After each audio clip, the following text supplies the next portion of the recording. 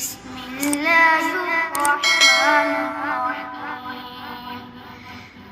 وجعلنا سراجا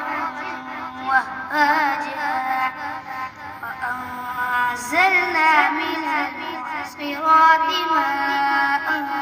ثجاجا لنخرج به حبا ونباتا وجنات ألفافا إن يوم الفصل كان ميقاتا يوم ينفخ في الصور فتأتون أفواجا وفتحت السماء فكانت أبوابا وسيرت الجبال فكانت سرابا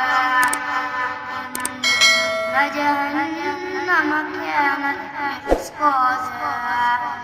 للطاغين مآبا لابثين فيها أحقابا لا يذوقون فيها طعما ولا شرابا إلا حميما وغساقا جزاء وفاقا إنهم كانوا لا يرجون حسابا